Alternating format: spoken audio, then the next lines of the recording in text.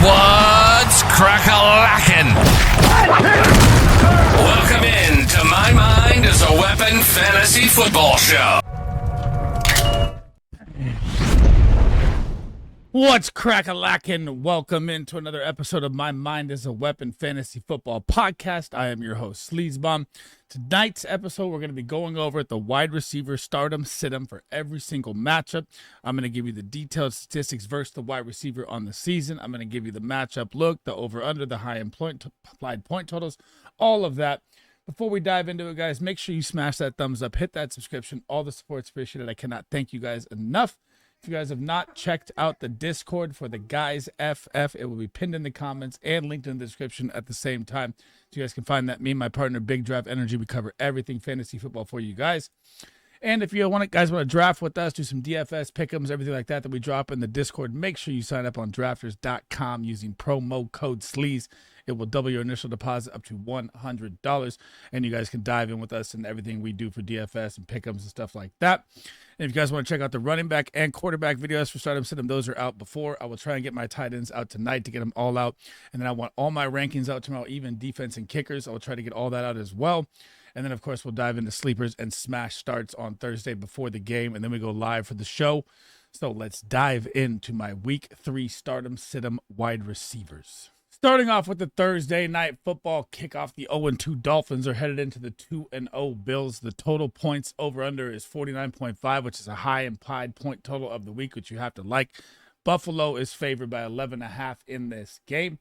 Now, when we're looking at this game here, we're going to pull up the Dolphins and the Bills here, and why I like Tyreek Hill and Jalen Waddle to be a start. Even though you look at a Buffalo Bills defense that only gives up 26.2 points on average to the wide receiver, which ranks 6th, they've given up 245 yards and 2 TDs through the air. But when you got to look at the Bills, so yes, their defense in week 1 against Derrick Henry and the Ravens got crushed by the run, not by the pass. And last week they absolutely ran the game over, so the game script was different for them. The Dolphins are going to be playing from behind. They're never going to be running the ball that much. You know, Devon Achane is going to thrive through the air, mainly in the run game for them. And Tyreek Hill cracked 100. Waddle found the end zone last week in a game where they're, 11.5-point dogs. This is going to be garbage time pass points that you're going to like here for the Miami Dolphins. And they struggle defensively. You should start everybody versus the Dolphins defense. It's absolutely terrible. So Tyreek Hill and Jalen Waddle are going to be must starts for me this week, just based on how their offense is going to have to operate from here on out. Now, on the Bills side, Keon Coleman, my breakout guy, Khalil Shakir, Josh Palmer. This could be another game where the game script leads heavy towards James Cook, and, they just pound the run on him and end the game. Hopefully the Dolphins can stay in this game. Maybe it's a trap Thursday night game and you get more passing volume from Josh Allen and the Bills. But for me, with Keon Coleman and Khalil Shakir, I'd put Keon Coleman as a high flex play, Khalil Shakir as a low flex play, even though he's usually the floor guy.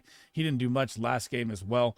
And you gotta hope that they score early in this game and the game doesn't get out of hand here for the Bills against the Fins. The 2-0 Green Bay Packers are headed in to face the 0-2 Cleveland Browns, and the wheels are falling off for the Browns already. It's looking very, very rough. The over-under is 41.5. Green Bay's favored by 7.5 in this game. And this is one of those games where the Packers defense is absolutely phenomenal. The Browns defense has actually not been that bad versus the wide receiver, giving up 35.4, which is middle of the pack, ranked 18th, 264 yards there, but they've given up 4 touchdowns. And now you've got Jaden Reed out 6 to 8 weeks. Maybe I could throw Dontavian Wicks on there, but I'm not going to do it yet. And Matthew Golden is leading the NFL in separation route per route run. It just hasn't hit the deep bomb yet with Jordan Love. So when it comes to Dobbs and Golden, I'm going to put them both as flex plays. Obviously Golden as the high boom flex play, Dobbs as your safe floor flex play in this game. I just need to see Jordan Love hit one of these bombs to Matthew Golden to get his status back up here. Now, and the underneath work for Matthew Golden is very concerning, by the way, as well. He's pretty much home run, boomer bust, Jameson Williams type now. Or Jameson Williams. On the Browns side, Jerry Jeudy, Tillman got that deflection touchdown last week. Jerry Jeudy hasn't really had his pop yet, but the volume has been there. The Browns offense is going to be playing from behind nonstop. So, David Njoku, Harold Fanning getting involved as well here. But this Packer defense is so damn good, man. I mean, even Nixon's looked amazing as a corner, looking like he's going to be a Pro Bowl corner. It's like the Micah Parsons effect has just elevated the entire team. So when you look at the Packers defense, yeah, they give up 31.1 to the wide receiver, which is 15th. They've given up 219 yards and 2 touchdowns.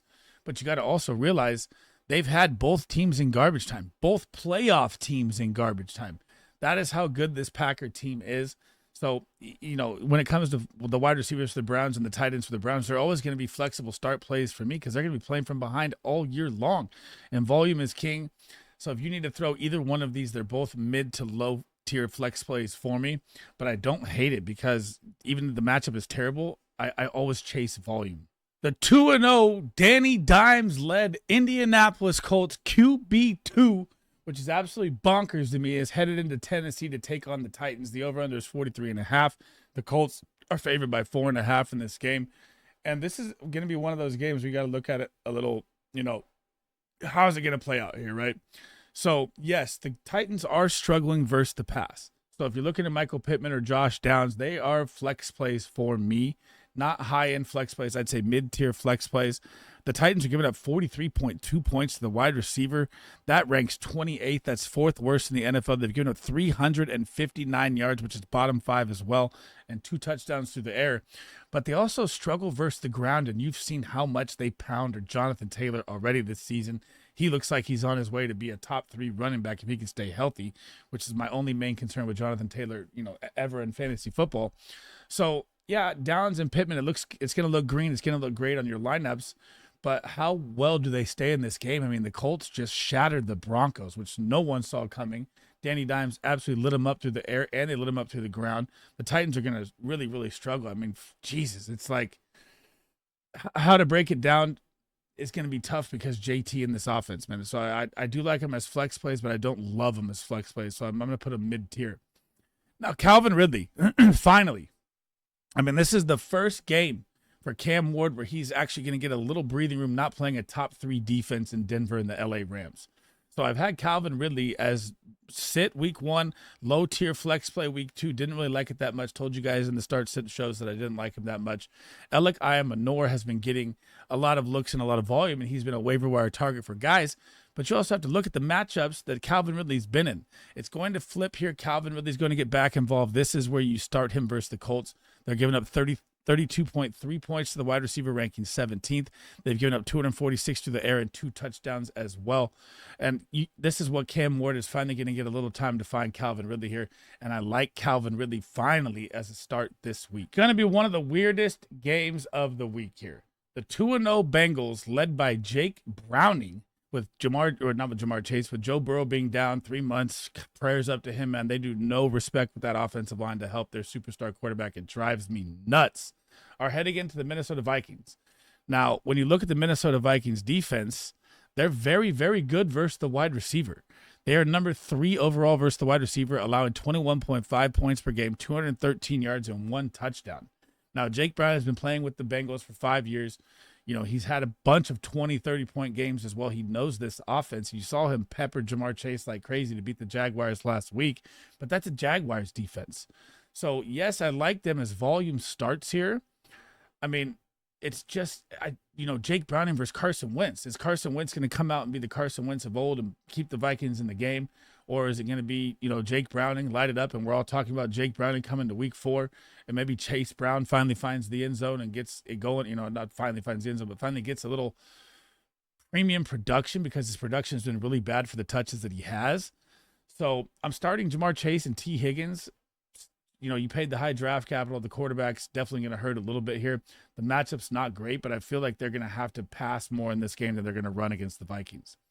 And now onto the Vikings side. The matchup is absolutely beautiful. I mean, we all know the Bengals defense you target in fantasy football, no matter what, across the board, right? So the Bengals versus the pass currently, they rank 21st, giving up 37.6 points to the wide receiver a game, 333 yards, bottom 10 there as well, 2 touchdowns. But it's Carson Wentz. So, I mean, you're not sitting Justin the Jettas Jefferson ever, but it's one of these matchups where, both these are backup quarterbacks. How are they going to look? The Bengals' run defense has been surprisingly better than normal, but they've had, easy run matchups. So I'm starting Chase and Jefferson no matter what because they're superstars. I'm starting Higgins even in a tough matchup just because I think the run game is going to be a little different here. And this is like one of the hardest games because the quarterbacks are both backups. So, I mean, that's the brutal part about this game. We got to see how it looks after this week. The 1-1 battle, Pittsburgh Steelers and Aaron Rodgers are headed in to face Drake May at Foxborough.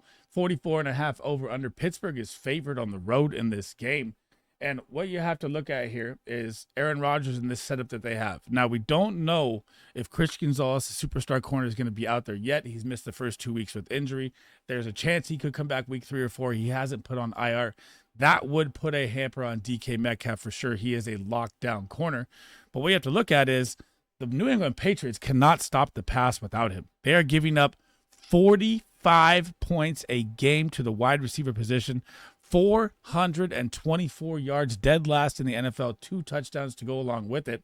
So if Christian Gonzalez isn't out there, I'm starting DK Metcalf with confidence. I'm still starting him either way regardless because he's coming off injury. The matchup is so good. Then the Patriots have been better versus the run than you think. And when you have Arthur Smith, Jalen Warren, Kenneth Gainwell split, when is Caleb Johnson going to get his time? The run game's always going to be kind of for the Steelers, but Jalen Warren's been getting touchdowns and looking good. But still, I'm starting DK Metcalf based off purely volume, and I would say temper the expectations a little bit if superstar corner Christian Gonzalez is out there. On to the Patriots side, and I thought the Steelers defense would be good with all the superstar corner names that they have, and they have not stopped the pass at all. They're giving up 37.45 points. That ranks 20th, 369 yards and 2 TDs. And I like Diggs as a start here, because they've been getting burnt by the slot. That is what Diggs plays. Since the injury, his snap share is going up and up and up. You saw Boutte pop in week 1, then you saw Boutte do nothing last week. Kyle Williams not even involved. Pop Douglas not been the guy they thought. Efton Chisholm hasn't even been out there, a guy I'd like to see get out there. The Diggs show is about to start. And honestly, it's time to buy low on Stephon Diggs, and I'll do that in my buy low video coming later this week. But, man, this is one of those matchups where it's going to be an old man Diggs DK Metcalf battle here. The possible NFC Championship preview is here, folks.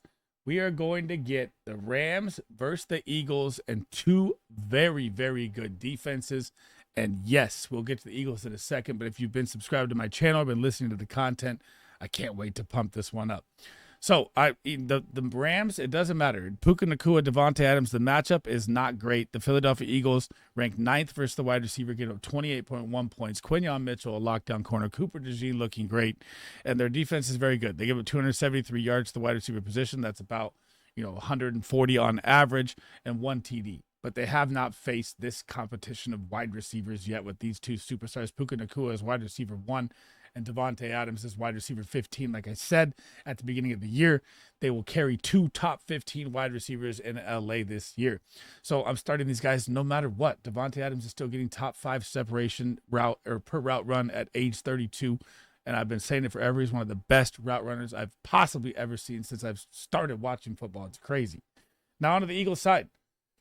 I try to tell you guys, man, the Philadelphia Eagles passing game is going to be anemic this year. You've seen it through the first 2 games of the season. Jalen Hurts does not even have 300 yards passing in 2 games combined.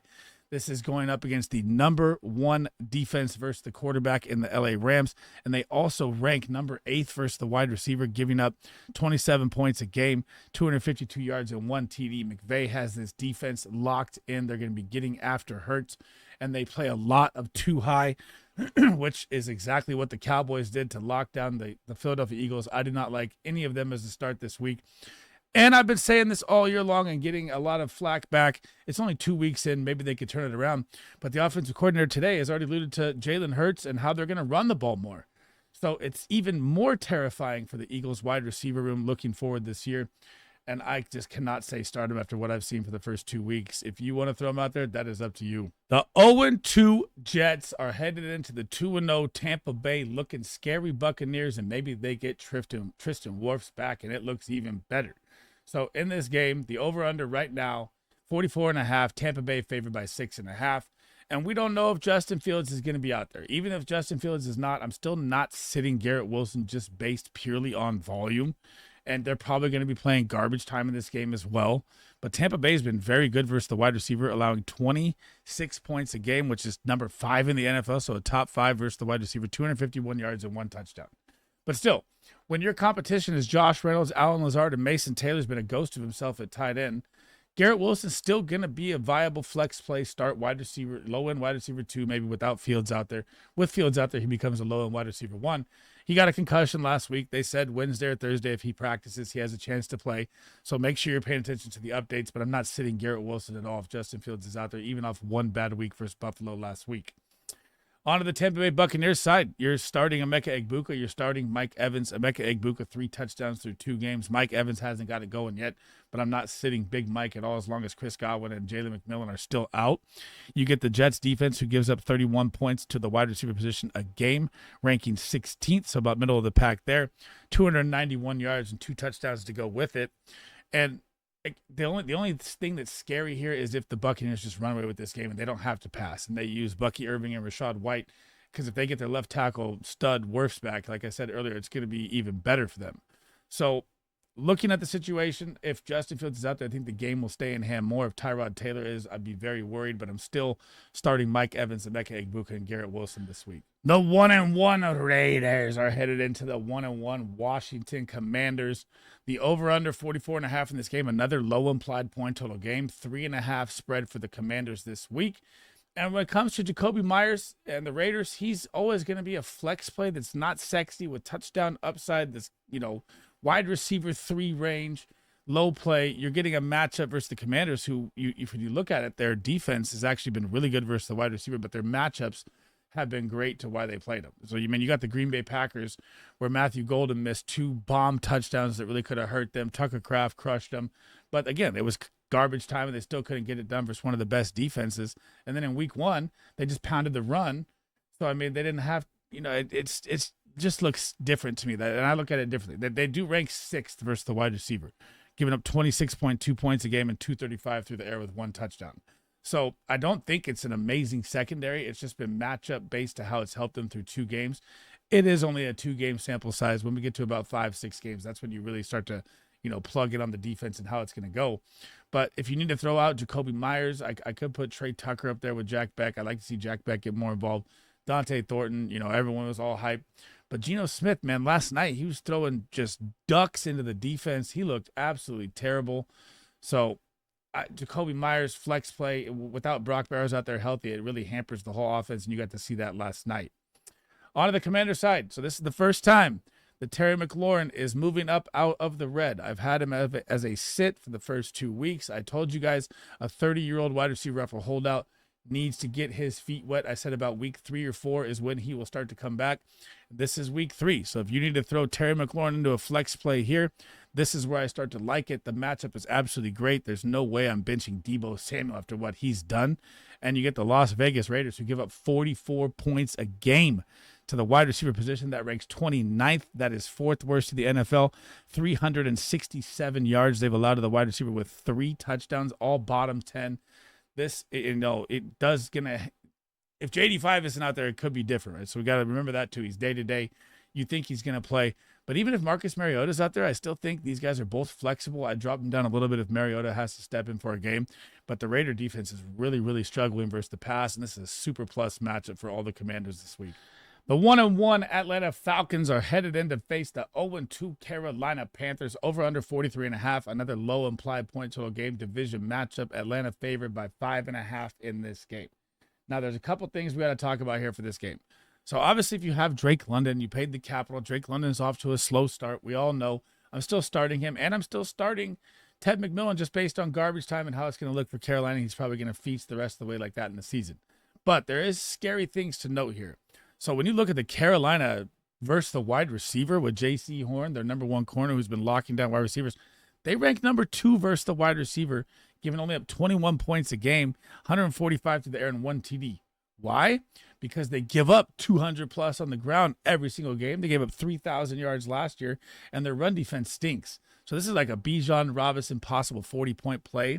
But that's like the hard thing with Drake London in this game. Like, do you start Drake London when they just struggle versus the run? You have to, because it's Drake London, and you got to hope he scores early, and you got to hope that Carolina stays in this game by any means, because, man, their run defense is so bad. Now, when you look at Ted McMillan, you're going up against the Falcons, possibly the best secondary in football. They allow 30.2 points per game to the wide receiver. That's 13th, 295 yards and 2 TDs.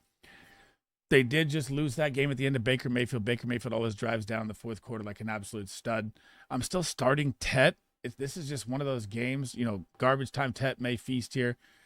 How's Bijan going to look when they crush them to the ground? The matchups are not good either way you look at this game script. So this comes down to Carolina staying in the game for Drake London, and Ted McMillan's always probably going to be a start for me, even in a bad matchup, just based on garbage time volume. The 0-2 Houston Texans need to get it together heading into Duval to face the Jacksonville Jaguars this week. And CJ Stroud, he did find Nico Collins for a touchdown, and then it seemed like he got bracketed. But good news on the front, Christian Kirk will be back playing in week 3 in this game.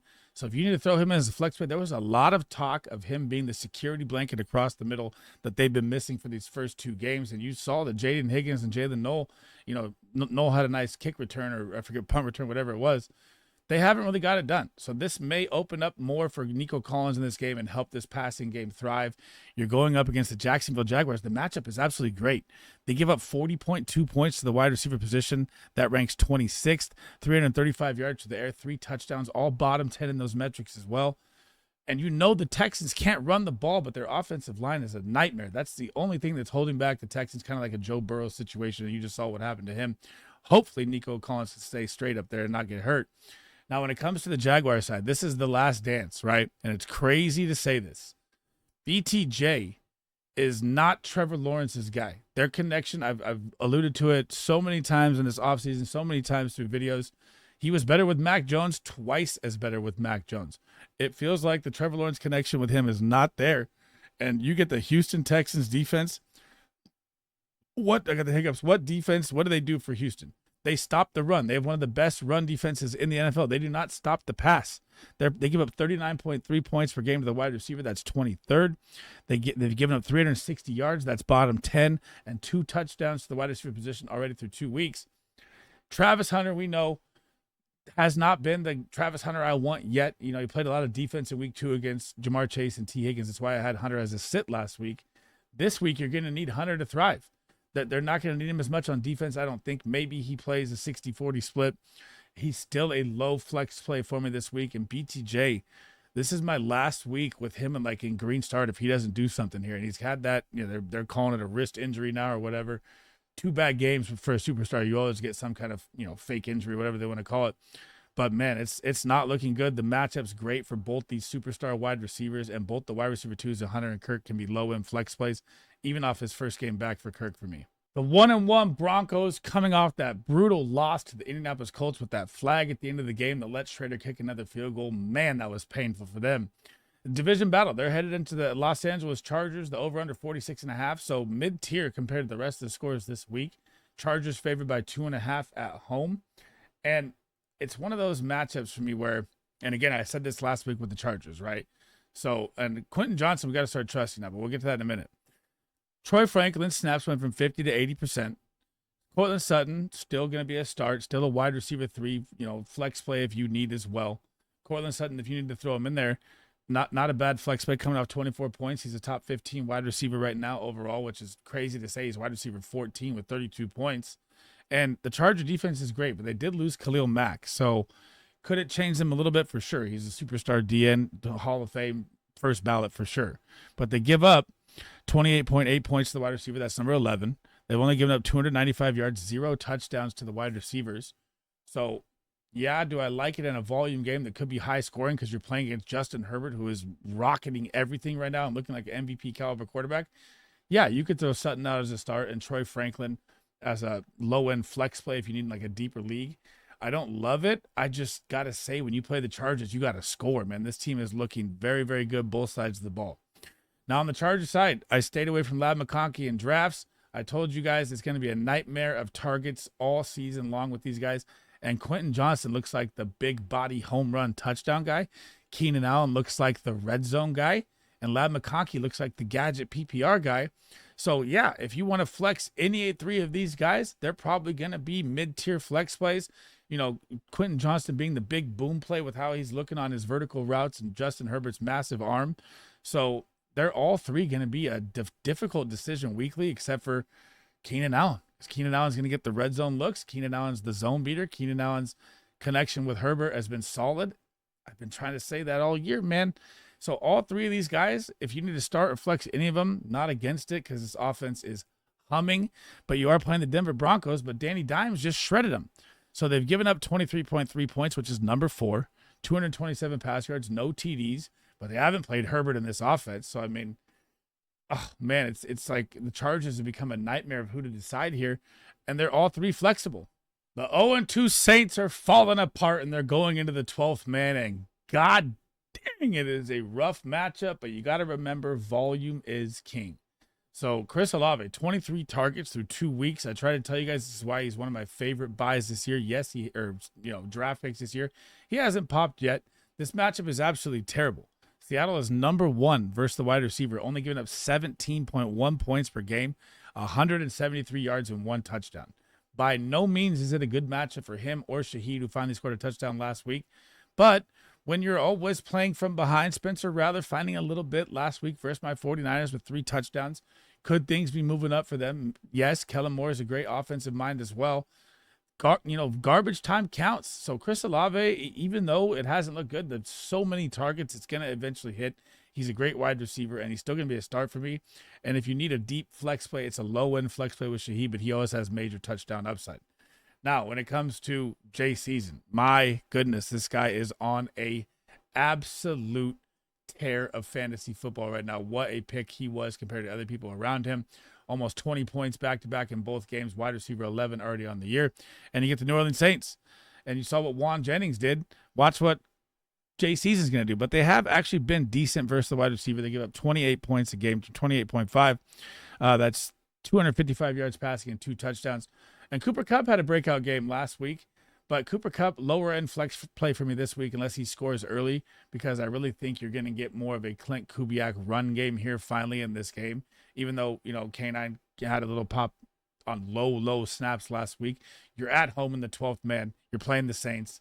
I think they're going to control the clock heavy in this game. And Jay Season and Olave are really the only starts I like a lot. I would say Shaheed and Kupp are more low-end flex plays if you need. The 1-1 Cowboys, coming off their monster Brandon Aubrey field goal saving, season-saving kicks, are headed into Soldier Field to take on the Chicago Bears and talk about a just fantasy dream matchup that we all hope it comes true. So the over-under, 50.5, one of the highest point total games of the week. Chicago favored at home, which is crazy to me, going up against the Cowboys here in this game.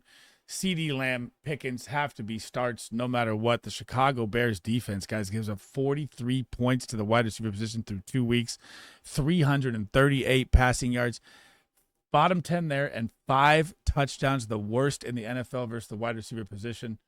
You expect Dak Prescott, CeeDee Lamb, and Pickens to go absolutely off. Tolbert, I'm not touching in this game. On the Bears side, it's time to get DJ Moore involved, right? You saw last week Rome Odunze get the score, then they fell down 21-7, and it kind of became a garbage time game. Then Rome Odunze scored again, and they pulled Caleb Williams, and the Detroit Lions just ran Ben Johnson's revenge game out of the freaking building in Ford Field out there. So this is like do or die here for the Bears. This is 0-3. Ben Johnson coming in, all the weapons they have. Caleb Williams, you're going to start hearing some weird talk if they don't do something here. And Russell Wilson just hit him for 3 touchdowns and 450. So the Dallas Cowboys secondary is hurting. They're giving up 44.6 points a game to the wide receiver, 453 yards dead last, 3 touchdowns, all went to Russell Wilson. Obviously, you can see that because you saw week 1 against the Eagles, and everyone thought it was their scheme versus the Eagles. No, the Eagles offense is not good in the pass game. That's just facts. So in this game, and Luther Burden's getting more involved. You're probably going to see him and Loveland get more involved down the second half of the season here. But it's time to get your star DJ Moore going. You got to start both these guys in this game. It should be a shootout game. I expect it to be a shootout game, so I'm starting all 4 of these wide receivers in this game. The NFC West battle, the Arizona Cardinals are headed into my 49ers finally getting their first home game this year. So right now, the over-under is at 44.5, another mid-tier implied point total game. Niners favored by 1.5 in this game.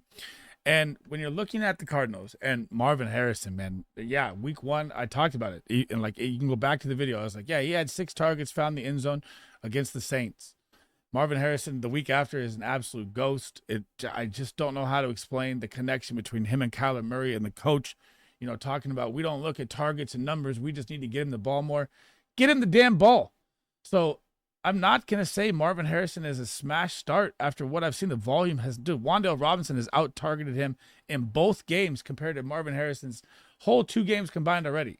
So it's not looking great already out, early, even with the touchdown in week 1.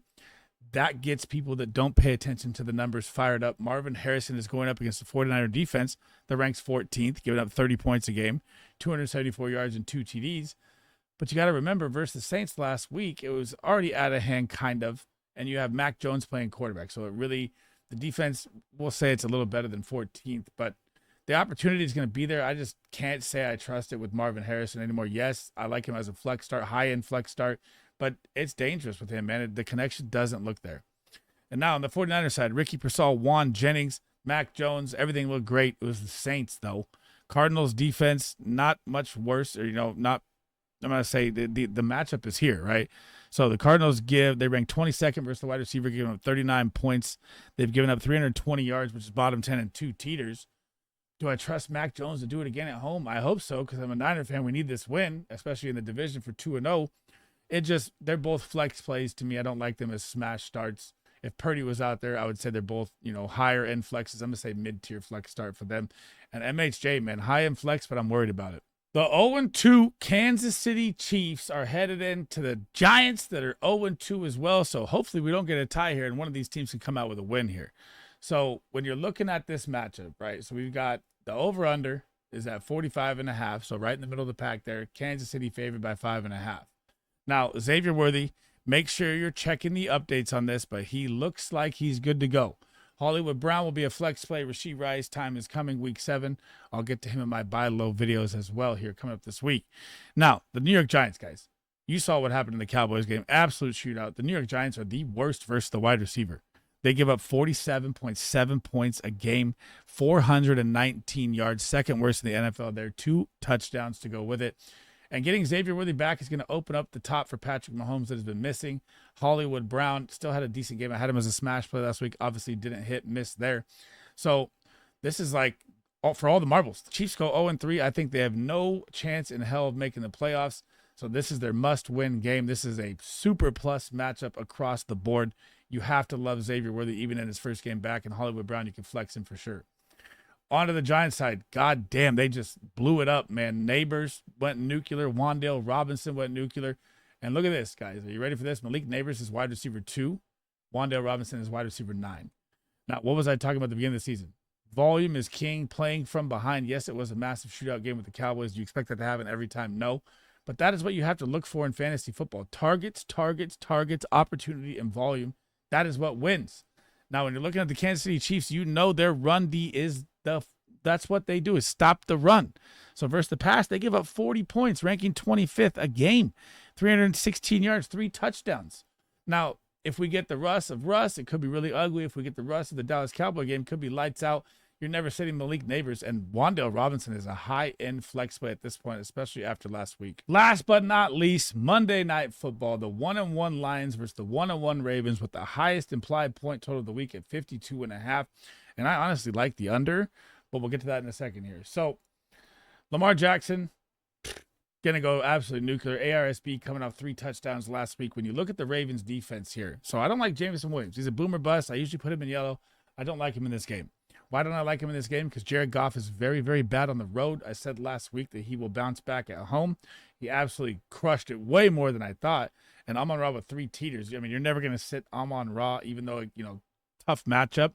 But when you look at the Ravens defense, it's going to show that they give up 37 points a game. You got to remember week 1 was the Josh Allen, Lamar Jackson battle. So we only have a 2-game, scenario to look at here. So yeah, their defense does look worse against the pass, but it's really not that bad. They're giving up 324 yards and 2 touchdowns. So the opportunity will be there for ARSB. And I'm starting Amon-Ra St. Brown, but I don't like Jameson Williams for a home run in this game. I feel like when Jared Goff goes on the road versus playoff teams, he absolutely just struggles. And I feel like the Ravens are going to mop him out the buildings, just like I said with the Packers at home versus the Ravens. Packers at home versus the Lions. On the Ravens side, Zay Flowers has become just a target hog. And you're getting the Lions defense. The Lions have struggled heavily through 2 games versus the wide receiver, giving up 39.5. 351 through the air, bottom 5 there, and 3 touchdowns to go with it, bottom 5 there as well. And yes, I know DeAndre Hopkins is turning back the clock, and Rashad Bateman they've got so many weapons, and Mark Andrews has been quiet. Zay Flowers is their go-to gadget guy. He is still a start for me for the rest of the season here at this rate if it goes like this, because he's seeing so much volume. Thanks for rocking with me today, guys. That is the end of the episode. That is every single matchup, stardom, situm, wide receivers, who to flex, who to start, who to sit. Before we head out, guys, make sure you tap that thumbs up, hit that subscription button. I'll be bringing you content all year long, every single week, trying to get you everything out before the Thursday night kickoffs, and then we're live for the rest of the week where all the Q&As start. We look into every single matchup. It's going to be a wild ride. Make sure you tap that subscription button. If you haven't checked out the Guys FF Discord, it is pinned in the comments. It will be in the description as well. And then, of course, if you want to do DFF, pick'ems, best ball drafts, everything like that, head-to-head, make sure you sign up on drafters.com using promo code SLEAZE. And that is it for me, man. I will do my tight end start sit video next, and that'll be all my stardom situms for the day, and then we'll dive into rankings tomorrow.